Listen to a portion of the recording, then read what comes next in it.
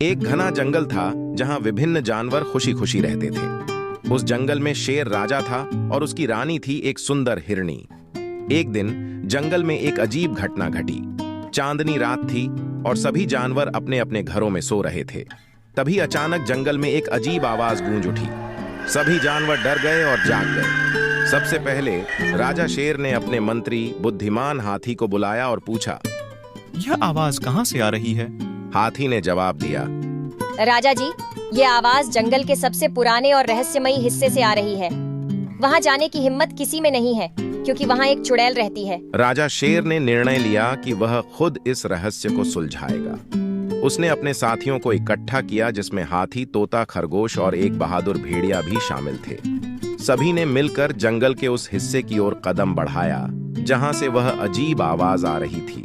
जैसे जैसे वे आगे बढ़ते गए, जंगल और भी घना और अंधकारमय होता गया।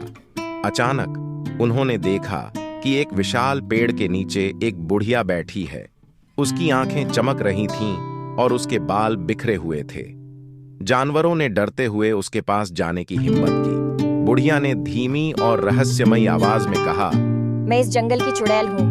मैं यहाँ सैकड़ों सालों से रह रही हूँ। तुम लोग क्यों आए हो? राजा शेर ने साहस जुटाकर कहा, हम यहाँ यह जानने आए हैं कि यह अजीब आवाज क्यों आ रही है और आप यहाँ क्या कर रही हैं। चुड़ैल ने एक जोर की हंसी हंसते हुए कहा, ये आवाज मेरी ही है। मैं यहाँ एक महत्वपूर्ण काम कर रही हूँ। अगर तुम मेरी मदद करोगे तो मैं तुम्हें इस रहस्य के बारे में बताऊंगी। सभी जानवरों ने मिलकर चुड़ैल की मदद करने का निश्चय किया। चुड़ैल ने उन्हें बताया कि उसे एक जादुई फूल की जरूरत है जो जंगल के सबसे गहरे हिस्से में उगता है।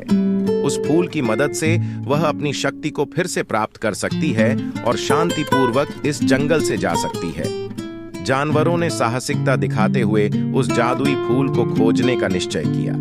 रास्ता बहुत कठिन और जोखिम भरा था। भेड़िया ने अपनी सूंघने की शक्ति से फूल को ढूंढ निकाला, लेकिन फूल की रखवाली एक विषैला नाग कर रहा था। तब सभी जानवरों ने मिलकर नाग से बातचीत करने की कोशिश की। तोते ने अपनी मीठी आवाज में गाना गाकर नाग को शांत किया और हाथी ने अपनी सूंड से फूल को सुरक्षित निकाल लिया। वे सभी चुड़ैल के पास वापस लौटे और उसे वह जादुई फूल दे दिया। चुड़ैल ने फूल को छूते ही अपनी सभी शक्तियां वापस पा लीं। उसने जानवरों को धन्यवाद दिया और वादा किया कि वह अब इस जंगल में कभी परेशान नहीं करेगी। वह अपनी जादुई शक्तियों से गायब हो गई। सभी जानवर खुशी खुशी वापस लौट आए और राजा शेर ने घोषणा की कि अब जंगल में कोई डर नहीं रहेगा।